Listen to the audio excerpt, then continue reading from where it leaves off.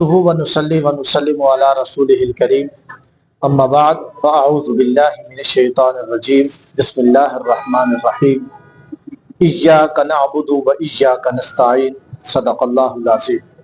محترم سامعین و ناظرین، تفسیر قرآن کریم کی آج قسط نمبر 4 کے ساتھ آپ کے سامنے حاضر خدمت ہوں۔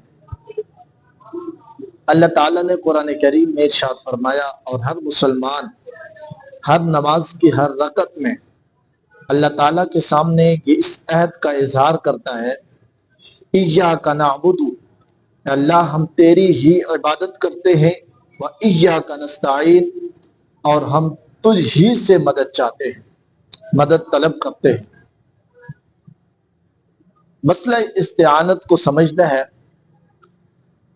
عبادت صرف اور صرف اللہ رب العزت کی جاتی ہے، اس لیے کہ رسول اللہ صلی اللہ علیہ وسلم جب اس دنیا کے اندر تشریف لائے تھے تو کعبے کے اندر 360 بت رکھے ہوئے تھے اور لوگ ان کو پوجتے تھے، لوگ ان کی عبادت کرتے تھے، ان سے اپنے مسائل کو حل کرواتے تھے اور پیش کرتے تھے کہ کوئی کہتا تھا کہ مجھے رزق کی تنگی ہے، رزق دے دے، کوئی کہتا تھا اولاد دے دے، کوئی کیا کہتا تھا، کوئی کیا مانگتا تھا۔ تو ان کے سامنے جھک کر، ان کے سامنے سجدہ ریز ہو کر ان کی عبادت کر کے پوجا جاتا تھا۔ رسول اللہ صلی اللہ علیہ وسلم نے اس شرک کے خاتمے کے لیے فاران کی چوٹی سے جب یہ آواز بلند کی، لا الہ الا اللہ تفلحون، لا الہ الا اللہ پڑھو کامیاب ہو جاؤ گے، یقیناً یہ شرک کے اوپر بہت بڑی ضرب تھی، اس لیے رسول اللہ صلی اللہ علیہ وسلم کو طرح طرح کی تکالیف دی گئی۔ رسول اللہ صلی اللہ علیہ وسلم پر پتھر برسائے گئے، رسول اللہ صلی اللہ علیہ وسلم کو جادوگر اور ساحر کیا سے کیا نہیں کہا گیا، صرف وجہ یہ تھی کہ رسول اللہ صلی اللہ علیہ وسلم نے آگے لوگوں کو بتایا کہ عبادت صرف اللہ رب العزت کی جائے، عبادت کے لیے خاص اللہ رب العزت کی ذات خاص ہے اور کسی کی عبادت قابل قبول نہیں ہے۔ مسئلہ استعانت کیا ہے؟ ایاک نعبد و ایاک نستعین، یہ استعین اور استمداد یا استعانت اور استمداد کے دو لفظ ہیں۔ کسی نے سوال بھی کیا تھا کہ ان میں فرق کیا ہے؟ لکھنے میں اور الفاظ میں تو فرق ہے، لیکن یاد رکھنا استعانت اور استمداد میں مفہوم کے اعتبار سے، شریعت کے اعتبار سے اس کے اندر کوئی فرق نہیں ہے۔ استعانت کہتے ہیں کسی سے مدد طلب کرنا، مدد حاصل کرنا۔ استمداد کا بھی مطلب ہے کسی سے مدد طلب کرنا یا مدد حاصل کرنا۔ ہم نے استعانت کے مسئلے کو سمجھنا ہے بغیر کسی تفریق کے، بغیر کسی فرقہ واریت کے، ایک ذہن کو خالی کر کے مسئلے کے اختلاف کو بالائے طاق رکھ کر ہم نے استعانت کے مسئلے کو سمجھنا ہے۔ مسئلہ استعانت کیا ہے؟ مدد طلب کرنا۔ ایک مدد طلب کرنے کے دو طریقے ہیں۔ ایک طریقہ ما تحت الاسباب ہے اور ایک طریقہ ما فوق الاسباب ہے۔ ما تحت الاسباب، مثال کے طور پر جب بندہ بیمار ہوتا ہے، ڈاکٹر سے جا کے مدد طلب کرتا ہے، کہتا ہے کہ مجھے دوائی دے دو تاکہ میں ٹھیک ہو جاؤں، یا کسی حکیم کے پاس چلے جاتا ہے، حکیم کے پاس جا کے دوائی لیتا ہے اور وہ اس سے مدد طلب کرتا ہے۔ گویا کوئی کمزور بندہ بوجھ لاد کے جا رہا ہے اور سامنے سے اس کو ایک صحت مند اور ایک اچھا نوجوان نظر آتا ہے، وہ اس سے مدد طلب کرتا ہے کہ میری آ کے مدد کر، یہ گٹری یا یہ سامان میرے کندھے سے اٹھا اور اپنے کندھے پہ رکھ کر میری مدد کر۔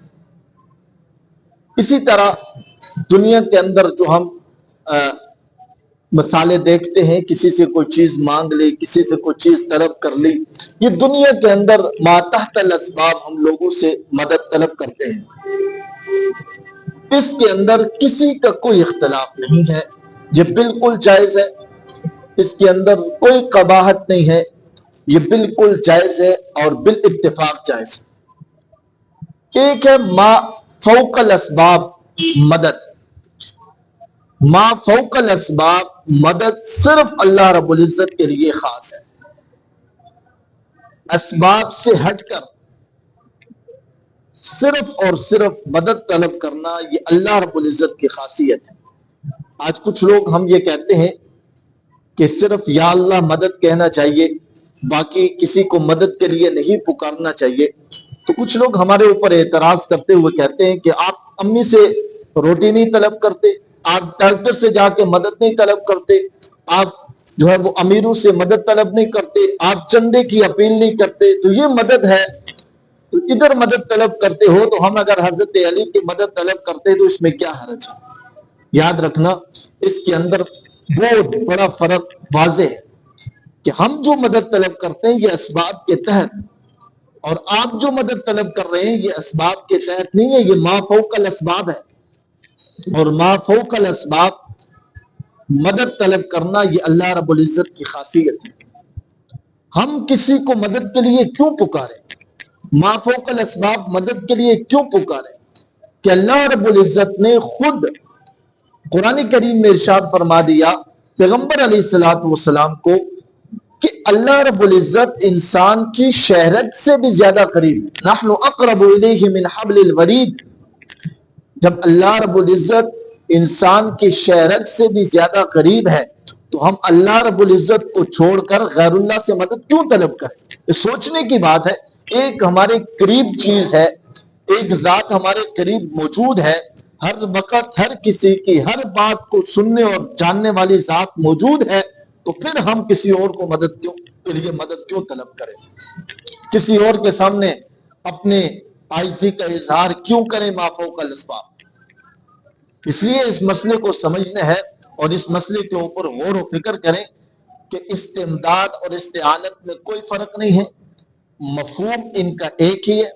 مدد طلب کرنا دو طرح کا ہے، ایک ما تحت الاسباب، اسباب کے دائرے میں اگر کسی سے کوئی مدد طلب کی جاتی ہے اسباب کے تحت تو وہ بالکل بالاتفاق جائز ہے، لیکن مدد طلب کرنا ما فوق الاسباب شرعاً بالکل ناجائز ہے، یہ اللہ رب العزت کی خاصیت ہے۔ آیت کا ترجمہ پھر دیکھ لیں، ایاک نعبد، اے اللہ ہم تیری ہی عبادت کرتے ہیں، وایاک نستعین، اور تجھ ہی سے مدد طلب کرتے ہیں۔ اللہ رب العزت سے دعا ہے کہ ہمیں قرآن کریم کو سمجھنے کی، سمجھ کر عمل کرنے کی توفیق عطا فرمائے۔ جزاک اللہ خیرا۔